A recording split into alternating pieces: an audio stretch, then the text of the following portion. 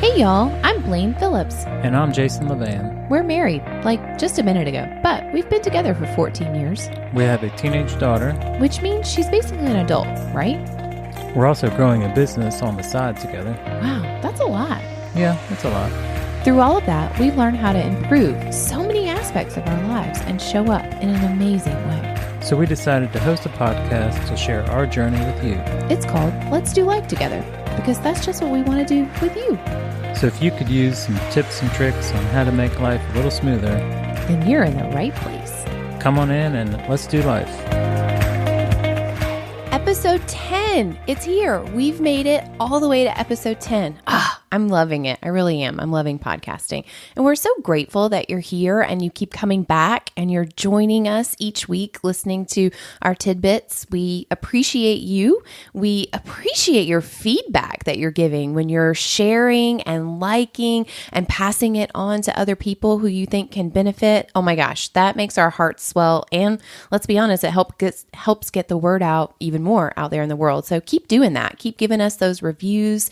If something is helpful, go ahead and send it. Put it in your text message and send it right on over to the friend that you think should listen to us also. It means the world to us. And also, so do your suggestions. I love it when I get a message that says, hey, can you guys talk about this in a future episode? Because it's an area that our family is struggling. And do you have any tips and pointers? Yeah, totally. We totally do. So keep it coming. We really appreciate it. All right, Jason, you ready? I don't know. So, in honor of our 10th episode, I thought, all right, what can we do? What should we talk about this time? And here's the thing, we're giving you practical advice each time, but we also want you to know us, like who we are, really know us. And so why not? I came up with the idea of 10 things to celebrate our 10th episode that are a bit uncomfortable for us to talk about. Right. It's just things we don't generally openly talk about, haven't talked about on the podcast yet. Things that, could be uncomfortable. That's why today is a mimosa episode. I was about to say, Jason may or may not be having a mimosa while we record this episode. It's the truth. It's happening. And by mimosa, we just mean champagne. Right. I mean, let's keep it real. There's no orange juice. OJ. No need to bog up the glass with any orange juice. It's just straight champagne over here, people. But here we go. Let's dig in. For 10th episode, we are going to share and just have a conversation with each other and with you, really, about 10 things that we don't always share about. Not that we won't, we just don't. All right, here we go. They're in no particular order and they're not weighted, but I am going to just give them a number, so it helps me keep track of if we're on 10 or not. So let's start out with number 1. Number 1, we are, in fact, a blended family.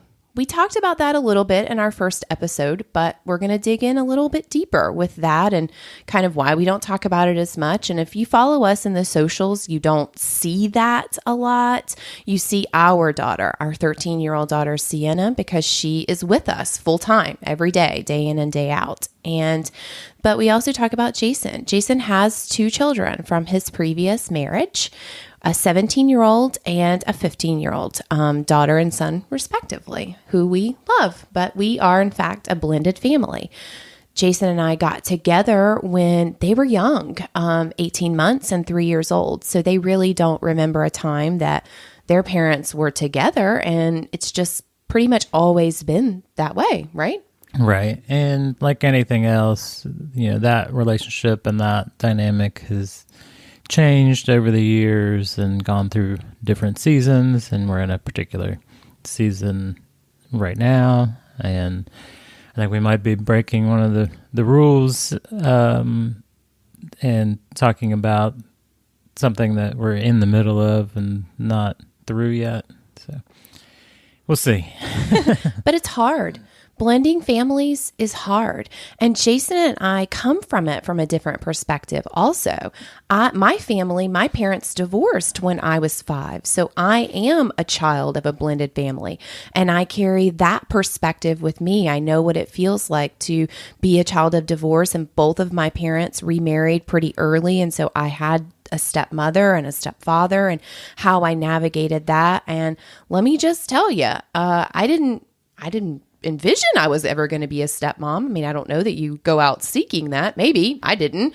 But when it was there and it was on my doorstep, literally, I was in love with Jason, and that was part of him. And therefore, I welcomed it with open arms. But it was not long until I made a couple of phone calls, one to my stepmother and one to my stepfather, specifically to my stepmother, because I now was one to say, hey, just wanted to say, I really appreciate you. And maybe I wasn't the best as a kid, but girlfriend, I've got a whole new perspective on how hard it is to do what you did. And so now here I am in a new role, or there I was in a new role of being that stepmom and having that appreciation for her. But I did at least have the perspective of what it was like as a child too, which I think helped. And then there's Jason. Right. And my model was totally different. So my parents have been together, from the beginning, still together over 50 years. My grandparents, same thing. They were together until my grandmother died. So my model was different. Even the neighbors and the friends, like nobody was divorced or blended at all. It was just that stereotypical, you get married, stay together, have kids, and that's life forever. So let's be honest, Jason didn't seek out having a divorce either. You definitely don't get married going in with, well, probably going to get divorced. If you do, maybe you should rethink that marriage in the beginning, just saying. But there he was, smack dab in the middle of a divorce and smack dab in the middle of figuring out how to be a parent to kids that you don't get to parent every day anymore. And the guilt that comes with that, the high emotions because you're separating from someone that you were supposed to be with forever. And then we had another child, and how you incorporate that, the guilt of getting to see that child every day, but not. And then my side of, she is my child, and it's just a lot. It's hard. And I'm going to stand here today and the things that we're uncomfortable to share about and say, we haven't always done it well. Fact. Not me, from my perspective. Well, I guess I should speak for myself. I know I haven't always been the best stepmom, and quite honestly, maybe the best stepwife to Jason that I needed to be.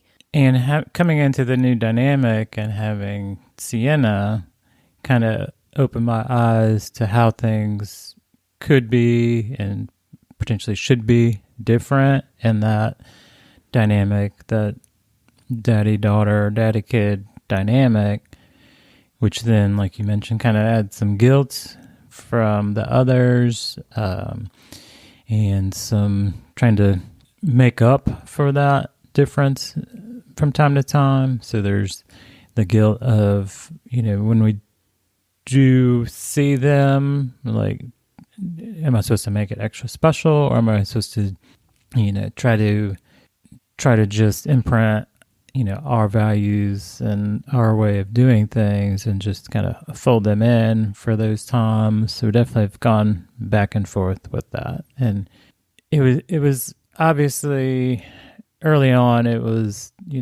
Daddy Disneyland every other weekend. And that was kind of what we thought was right. And that was something that kind of evolved over time, and we moved away with that specifically. Yeah, because then that doesn't seem right. Like, how's Daddy Disneyland supposed to be every other weekend? It's just, here we are. We are 14 years later, and we're still figuring that out and not always doing great at it. That's just the truth. That's the uncomfortable part of what we're here to share today. But we are evolving, and kids change, seasons of life change, and what we've done and what we thought was right then is not always right now. And we've learned a lot along the way. But here's what I can say as we stand here and wrap up number one is we are walking into a new season where they are older and they're teenagers and they have thoughts and minds for themselves, which is exciting to really start watching them come into who they are. And Jason and I have committed not just to each other, but to ourselves to put in the work and do what it is to form something new, and blend that family in a different way going forward. And we don't know what that looks like because we've never done it before, but we're committed to doing it and just making it better. So It's uncomfortable, but if you're a blended family, our heart goes out to you. Like, we know, we feel you, sister. And P.S., if you are one and you're rocking it, send a girl a message and tell me, phone a friend and say, hey, this really worked for us. Yeah, and I think this is probably a topic that we'll expand on and have a whole episode on. Maybe have the kids on, get their perspective. That could be interesting and uncomfortable.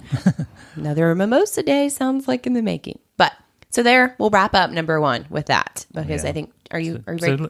So let us know if you want to hear more about that and just kind of the different seasons and what we've learned and, what's worked and what has not worked over the years. It's true. All right. Number 2. Oh boy. All right. This one's mine. It's not just mine, but it is. All right. Here we go. I am, in fact, a perfectionist. And I do not say that like tooting my own horn, because I have learned that that is not a positive. I think that I know I'm in fact a perfectionist. And what that means to me is just this innate desire to do everything perfect. If there's a to-do list, I just need to check all the boxes, and not just check the boxes. They need to be checked to a high level of what I'm doing. And P.S., all of this is self-imposed. Most everything that I've decided is the level in which it needs to be done is something that I put that pressure upon myself. And that becomes paralyzing at times. Let me just be honest. A window into my life of when the to-do list gets really long, it starts to feel overwhelming, and it feels like I can't do everything, because you can't. P.S. Can't do it all by yourself. Hard lesson to learn there. But I can't do it all, but I can't do it all to the level in which I want to. Well, if I can't do it all and I can't do it at the level that I want to do it, well, I might as well just do nothing. And I might as well just shut down and veg out and watch Netflix and hide from the world for a while. How's that work out for me, Jason? This is something that you've definitely grown in over the years. And part of that, a lot of that, I think, is just the personal development you've done. And specifically, this is an example of something you've either uncovered in therapy or recognized in yourself, and then you target that personal development to address that particular thing. Yeah. Step 1, admit the problem. And I had to get a little bit of help to dive backwards and see where it came from. And I uncovered the root of where it came from. A lot of people, it comes from way back in the day, the need to be perfect, to get people's attention, because you feel like that's what is going to get the attention that you want, is the level in which you're performing. Right. So one way that I've think I've helped over this time is to help to focus on the progress. Oftentimes, perfectionists will look at the gap between where they are and where they want to be, where that perfect ideal is, and you focus only on that, and you kind of neglect the good things and the progress you have made. So where you were, so the area that you closed the gap of where you were and where you are, and just trying to call attention to those things. Yeah, which has been super helpful for me, because that's true. I set some goal and some task, and if I don't, I have to get there. I can't celebrate until I get there, and it's exactly how it's supposed to be. And that's not true. There's a lot of steps to get there, and celebrating those along the way. And Jason has really helped me to focus on the progress that you're making instead of how far you are away from where you're going.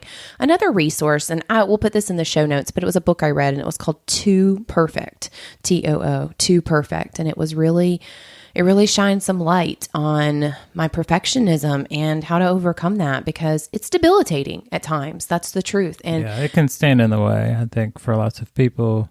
Like you mentioned, if it can't be perfect, then you're not going to do it at all. So it's like waiting for the perfect moment to start a new project, and it's never going to come. It's never going to come. There's no perfect moment. And it is something that I'm overcoming. I've grown a lot in it, but it still rears its ugly head at times. So it's not always comfortable to talk about. And maybe it's you too. Maybe you can identify. Maybe this was helpful to you to know that, 1, you can heal from it, and 2, It's not a proud thing. Perfectionism is not, and you're not alone. If that long list has debilitated you and you're hiding under the covers and watching Netflix, I feel you, girl. I've been there. But let's break the cycle and just focus on the progress instead of the long term. All right, now I'm sweating. Jason was sweating on number 1. I was sweating on number 2, and we're moving on to number 3. This one's also mine. How did who wrote these down? This is your list. So this is something that was totally mine. Jason is, in fact, the main breadwinner of our family. That is how it works around here. And I don't care per se that he's the main breadwinner. That part doesn't bother me. And I don't care either. So it's never something that I kind of own or hold over your head. That's just not my style. No, not at all. Jason would never say that. In fact, he's like, I love you being home because you handle the things that he doesn't want to do. Like, there's a long list of things he doesn't want to do. Right. But oftentimes this comes into play with like spending money because that's what we're talking about. Right. Yeah. So, which is interesting because I do not care at all. Like, I hear stories of wives have to check in with their husband to see if they can buy something. And I think you're going to talk to the guilt over some of that, but that's definitely never been our dynamic. I would probably advocate the opposite of you just spend whatever you want to spend. I know that you make good choices, so I really don't care. At the same time, I never say, well, it's my money. I make the money, so I'm going to buy all these toys for me. That's not my style either. That's very true. None of this comes from Jason. Like, Jason, I spend the bulk of the money in the house just because I'm the one that does the shopping and the gift giving and the things like that. So Jason has never questioned us expenditure. He doesn't go crazy on his own, but he is the main breadwinner. And sometimes I feel guilt about that. And that's a little bit uncomfortable to share because there are moments when I feel like I should be contributing more and I want to take a little bit of that pressure off of his back. And again, all me. He's never said that. In fact, it's the opposite. Like he just said, he encourages me to do things if I really want something to get it or whatever it may be. But it's just me that I worry sometimes and I want to. And because of that, it sometimes pushes me to go above and beyond to make sure that the things that I am able to provide are super done. Like, is the house really clean and the laundry's caught up and whatever chores I can do. Again, he never says anything about that. That's also me. But I do carry some guilt sometimes about the fact that he is the main breadwinner and I want to contribute more. And that leads me to find other ways that I can bring income into the family and take a little pressure off of him. Although I don't think he feels pressure, actually.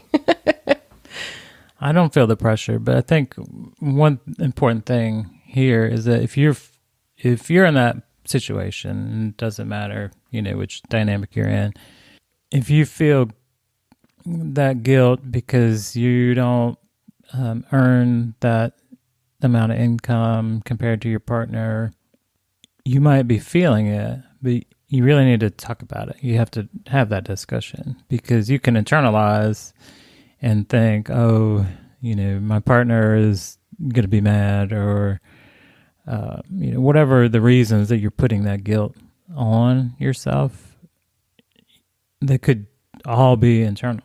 It's so true. I mean, we create mountains out of molehills in our own minds lots of times. So make sure that you're open and having that conversation with him. Because when I am starting to feel that way, I bring it to him and he's like, all right, well, I totally didn't make you feel that way, which he didn't, but he reassures me in ways of how valuable I am to him and to our family. And that's not monetarily, like there's no dollar sign to contribute to all the things that I am valued in him. Right. Because if you have that discussion and your partner says, yeah, you have no business getting your nails done because you're spending my money on stupid stuff or whatever. That's a whole nother discussion.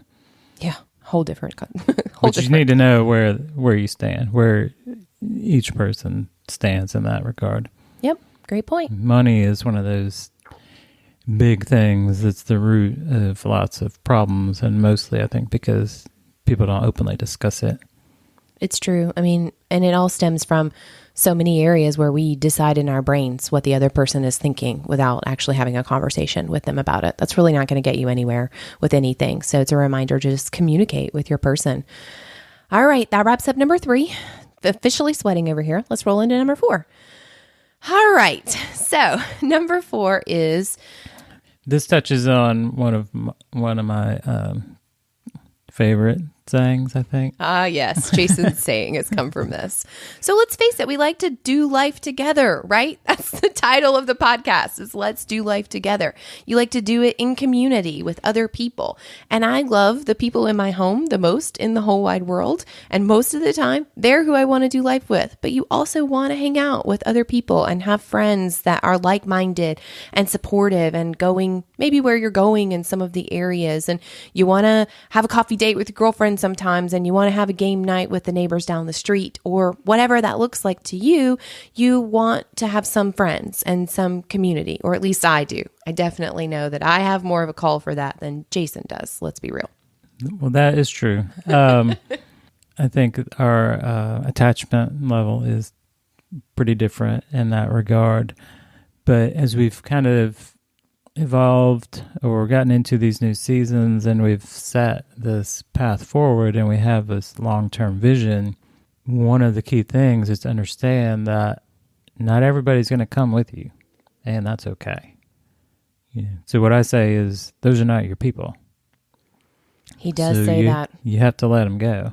Like, you can get discouraged because, these relationships aren't fitting in with the new lifestyle, or just you're not jiving with the person that you consider a friend for sure, but they're not going where you're going. So they're not your people. So there's the uncomfortable part of number 4. We have lost friends, people who I called close friends, who I valued.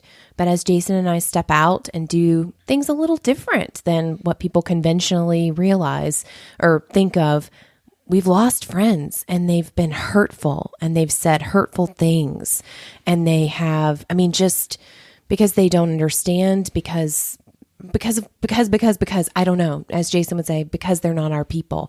And that's hard. It's still hard for me to lose people that you valued and your family was close to, and watch them say hurtful things and send hurtful messages and just not be there anymore. But we have to stand firm in the belief of where we're going and what our priorities are, and lead with our hearts, and just take the high road. There's not a lot of traffic up there, I'm just saying, and push forward with that. But it's hard, and it's uncomfortable to talk about the friendships that have been lost in the process. Right. And your friends don't have to agree with everything. They don't have to think alike on every, big topic. Your friends are the people who, ride or die. They're just going to go along. They're going to support. They're going to be there when you need them, regardless of the situation. Right. That's what I believe in friendships. Like, you don't have to agree with every choice I make. I certainly am not going to agree. You're not going to agree with everything that other people are doing, but you have to respect me and love me as your friend, and just encourage me in whatever I'm doing. That's what you want. You want like-minded, supportive people surrounding you that are going to build you up. Now, if you're doing something that is potentially detrimental to yourself or your family, you also want that person to step in and say, hey, I love you so much that I'm cautioning you against this, but not, hey, I don't really like what you're doing. I think it's a dumb life choice, and it's not detrimental or harming them or anyone else, and they just place their judgment upon you. That's not a friend. And Right. That's someone that you have to move on from and say, they're just not my people. And that's hard. If they're not lifting you up, if you don't feel good when you leave an encounter with them, because we are like the 5 people we spend the most time with, if you walk away depleted, then that's not your people. And that's been hard. It's been hard to watch people walk away from us, and it's been hard to pull back from people because they're not our people. But Right. it's a reality that's happening. And that's an assessment you have to do and be honest with yourself. And it's hard because you get in the habit of seeing those people at, particular situations, and you just, it is a habit. It just becomes part of what you do and not necessarily what you want or what's a positive experience for you. Yep. All right, we'll roll into number 5. This one's more me, I would probably say, but it's a thing. It's real life. So I've talked about this before, but my health journey and just really taking better care of myself started about 4 years ago. And I just got more conscious about moving my body and what I was eating. And I put that out there. I mean, it became a part of who I am, that I want to fuel my body properly and I want to exercise and move it and live my healthiest life. And what that has done for me and our family has paid off in leaps and bounds. But girl, let me tell you, when you put yourself out there that you're living this healthy lifestyle, all of a sudden it's like the scarlet H or something that you wear on your chest. I don't know, but here's the uncomfortable thing to share. When you put it out there, people, it's like it shines this spotlight on me. When I go to a function, you get two sides of the coin. You get the people that are watching you, like, what is she putting on her plate? Did she exercise today? What is she doing? Oh, she's the healthy one. She's into physical fitness. And they're like watching me. And so you have this pressure to like, oh my gosh, am I not supposed to have any of the chips and guac? Because I mean, I do have chips and guac. I remember I'm drinking a mimosa right now, 86 OJ. But there's the spotlight on me. And then there's the flip side. They somehow feel a spotlight on them. Like I'm then watching their plates and they'll bring it up like, oh, don't look over here at what I'm having.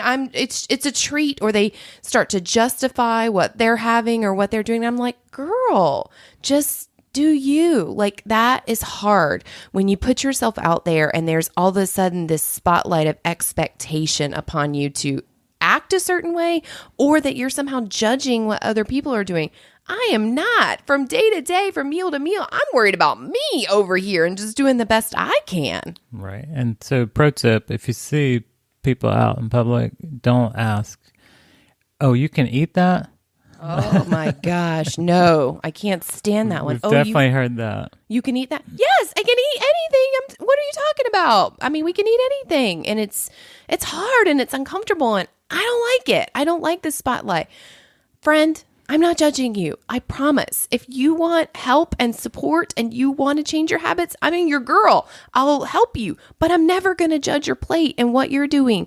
Please don't judge mine because I like chips and guac and champagne too. It's all about balance. And that one's hard. And that's number 5. Rolling us right into number 6. Keeping us moving. You ready, Jason? Number 6. Yes. So as a part of our journey, Jason and I found a new world, if you will. I mean, truthfully, through personal development and attending conferences and who we were surrounding ourselves with. It's a new community, which, luckily we found, and it's mostly online at this, this stage. We're establishing, real life friendships with some people, but that like-minded entrepreneurial community is out there, and we've kind of found a couple niches that we've tapped into. And what that did for us was allow us to open our minds and start to dream outside of conventional dreaming. And it led us to goals for our life and for our business that are not traditional. They are not conventional. We do not desire to work a 9 to 5 for 30 years and retire and cut the grass and do the things, yada, yada. Right. So I have a good job with a good company that I like. We share so many values with my company. They're good to the communities that we're involved in. They've supported our particular efforts to help in the community when we've asked for help. There's, it's a job that I could keep as long as I want. I could retire from there, and I know that. So the uncomfortable thing is knowing all that and having that and saying, well, actually, how do we speed it up so I don't have to go to that 9 to 5, which is, kind of counterintuitive to how many, many people would see it. Like, just appreciate what you've got and it's good and can be fine, and kind of come back to that. It's fine. It's good. It's checks lots of boxes, but we don't like fine. It's not exceptional. And we know now that there's a different way that's attainable, and it's not for everybody, but it's our path forward. It is. And so we don't always talk about it because it's different and it goes against the grain. And like we can rehash, it's lost some friendships and it's made people uncomfortable in the process. But in our hearts, it's what we know for our family. Time is so short and so precious. And that's really what we want is time freedom to do with our time what we want. So we don't always say that because it's a different path, but that's the truth where we're going and where we're working in this entrepreneurial space and creating our own definition of success and what our own schedule looks like goes against 98% of the world. But it's what we believe in our hearts is the path that we are taking. And so that's what we're doing. Right. I mean, it's me saying I'm going to give up this security of this job. But the flip side is I have an opportunity to directly impact a lot of people by making that switch. Oh, that's so exciting. Just helping people and impacting people. Oh, it's exciting. All right. Well, that moves us into number 7. Ready? Number 7. Here you go. This one might get a little uncomfortable, but here we are. I'm a Christian. That is a fact. I'm not.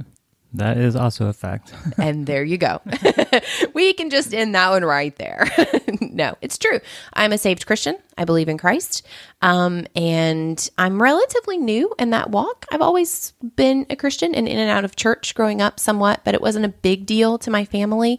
I was baptized this past year. Sienna and I, we attend church as a family. I really love our church. I really love our pastor. He's dope. Yeah, and I often attend. Jason does. I also like the pastor. I also rarely connect with the message, but I do like him. He's personable. He's a good old Georgia boy. He talks about college football a lot. So there's lots of anecdotes that he shares that make it enjoyable in that regard.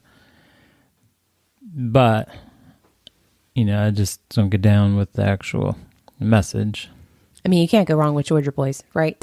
But that's a fact. That's a dynamic in our house. And I'll be honest, it doesn't usually come up or cause a problem for Jason and I. I'm just going to lead myself the way I am and Sienna the way she wants to be. And she is a believer in Christ and goes to church and really loves the youth group and the things there. But it's a fact. I mean, it is a thing that happens in our house. We are spiritual people in general. I would say you're a spiritual person. Jason, would you say that? Right. And so a little backstory. So I grew up, we called ourselves Methodists. We, went to church. There was a period of time where, I tried to read the Bible on my own and connect with it through Psalms and just never really felt it. When we relocated from Ohio to Virginia about 1 million years ago. My parents didn't really connect with the local church, so that kind of faded out. And then through the years, I had started to develop, I think like many people, it's kind of that negative view of organized religion. Lots of my friends kind of were similar in that regard. But I do believe in more of that spiritual woo-woo life force kind of, the force, we often call it with my friends. So, there is something to tap into. We're kind of developing more woo-woo or incorporating, more of that alternative kind of practices or just being open to different things and bringing them in. So, like, for example, burning sage to cleanse the bad vibes out of the household, things like that. We haven't gotten into the crystals yet, but could be. But, meditation, there's all these different layers and different components of what we call woo-woo that kind of come into play. One thing with the Christian side of things, it's, I don't know if it's ironic or what it is. So, Abby and Max are Catholic, which is, the most organized of all religions. So there's that to kind of learn from, and, how that kind of unfolded. And Abby is very devout. So just, I think with that, and then you and Sienna kind of getting more into the Baptist church here, I've consciously backed off on my openly negative Christian comments. That's true. I used to joke more about Jesus stuff than I do now. It's true. We're coming at him from all angles. He's got 2 Catholics and 2 Baptist girls. So it's a mix.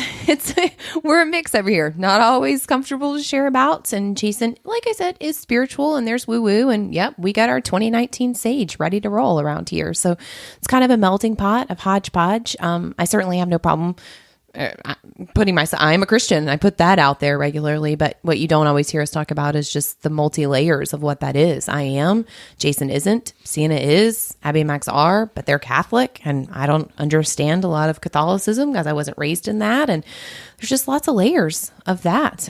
So that's our number 7 uncomfortable topic. We will see, you're getting to know us today. You did not know what you were in for on this episode, but girl, if you are still here, we appreciate you because we are wrapping this up with 3 more, and these are coming at Jason, most of them. So hope you're ready over there, home slice. Time for a refill. Yep, time for a refill. All right, number 8. Jason, take it away because it's all you, brother. So, one thing that I am not good at, or have not yet figured out, is how to accept nurturing. By that, I'm very comfortable in taking on the role of the strong one, the stoic, the rock. That's my comfort zone, helping others. So if somebody needs help, somebody's in a bad way, a bad spot, I want to figure out how to help them. But it's like the can't pour from an empty cup, or however the expression goes. You don't even know the expression because you don't know this part very well. Right. So I'm fine. I think a lot of men have the same kind of approach, is, we'll just kind of keep some things to ourselves. You don't burden your family with your concerns or your troubles. But Boy. But what I understand and what I know is that that's not healthy in the long term. So you've got to figure out ways to be open for others to nurture you, like whatever that means. And that could be, bro time around the campfire where you just share some of those personal things. It could be, letting your spouse or your partner do something for you that you wouldn't do for yourself. Yeah, because and that's on my side of things. I don't have a problem saying what I need. I don't have a problem asking Jason for things that I need, what my love languages are, how I need his help, how I really want to be reconnected this week because I missed you, or whatever nurturing I need. And I also want to give that back to him, not a tit for tat. Like I feel like I need a repayment. I love him and he's my person, and I want to make sure that his cup is full. And I know that his role is not typical of that. So I will consistently ask, how do you need me to show up for you today? What can I do for you today? And oftentimes he doesn't have an answer. And that's frustrating to me because I want to do something for him. And also I want him to accept help and let himself be a priority also. So it's definitely an uncomfortable topic for him to talk about. He knows that it's a thing, but I am really proud of him in the work that he's doing to figure that out. He's in therapy. We make no bones about that. Jason goes to therapy. I go to therapy. We have gone to therapy together before when we went through a season where we really needed that. So it's uncomfortable for him because he doesn't know yet, right? Right. And it's a, current topic that we're talking about and kind of working through and just trying to identify what those things are and what those different ways are. So I think I would encourage you, ladies, if you have husbands like that are kind of closed off and they just don't let you help them, it can change, and you can continue to just encourage them. I'm so excited. Jason has a bro date tomorrow. Like he set it up. Sienna and I have plans. And so he set it up and he's going to go watch football with a friend. And that's not something that he often does. And I was encouraging of that. So if they come to you and something happens that seems nurturing that maybe doesn't include you, girl, do not stifle that. Be like, go ahead. Even if maybe it wasn't convenient or whatever, if he rarely fills his cup up and something comes up and he has the opportunity to do that, you encourage that and just let him go because he needs that time. Right. I'm so excited that you're doing that. And it's going to come back. I mean, that's the whole point. So yeah, I agree. Definitely, try to help your partner figure out what those things are. Because he's really good at, I know what my things are and I don't mind vocalizing them. And Jason is always supportive of them and good at reminding me to do that. He'll even say, is it time for a pedicure? Because it's something that I like to do, but I don't always stop to do it. So make sure that you're going both ways on that. And if whoever it is in your relationship that has the harder time nurturing themselves, support them and encourage them to do that. And while they figure out what that is. All right, taking us to number 9. You ready? This one kind of goes back to another one we talked about before, but let me get this straight. We are not perfect over here. Okay? What? Yeah. Jason, we are not. We do not have it all together. But we do like the Facebook and the Instagram. So yes. We must just post all our perfect moments. Right. We're perfect, right? We post Facebook and Instagram and wherever on stories and we do the things. Well, I'm pretty sure we've just spent 8 things here telling you the ways that we're not perfect. And I could list another 30 if we kept going. But we're not. We're human. We have bad days too. We have bad seasons. And you know what happens on those bad days? Sometimes I eat more chips and guac than I probably should have. Jason, what do you do on bad days? I open more bottles or cans than we should. Yeah, we're human. We don't always talk about it because people don't always want to hear about it. But girl, I have no problem telling you, we are human. We make bad choices. And you have to be the first to own that. Yes, we have a podcast. And yes, the point of the podcast is to tell you the lessons that we've figured out this far. That's the point, is to share, hey girl, we went through that. We know, because P.S., we went through it because we weren't perfect. But here's what we did. Here's the steps that we've taken to make it better and to improve. But guess what? We're still in seasons of things that we don't have it figured out. We just told you a bunch of them. So reminder, we're not perfect. Sometimes I eat too much. Sometimes I cry too much. Sometimes I lay on the couch and Netflix too much because I'm a perfectionist and I shut down and I can't do all the things. Right. So, we have bad days, we make bad choices, but that doesn't mean we failed in any regard. So we still have goals and plans and visions, and we're still on that path. We're still making progress. So it's, what is it? Progress over perfection. Yeah. So you made a bad choice. Okay. That Move does on. not define you. Right. Yep. Welcome to the club, sister. Own it. Move on. You have the very next moment, the very next meal, the very next day to make a different choice. And that's what we do. And you just keep learning and you keep growing. And sometimes you need help in certain areas to grow a little more and figure out how to break that cycle. Right. So, if you're continually making bad choices over and over, that's when you start looking for patterns and you identify ways to put things in place to make better choices next time. Exactly. All right. We're going to wrap it up. I mean, we should finish with Jason, right? It's only fitting. Is it? It is. I feel like it's appropriate. Did you refill that mimosa yet? No. All right. Number 10, Jason. So this kind of goes along with the nurturing thing and one of the active therapy topics. And this is something that I don't think many people connect with or understand. So I'm on a mission to find joy and to figure out what are things that bring me joy.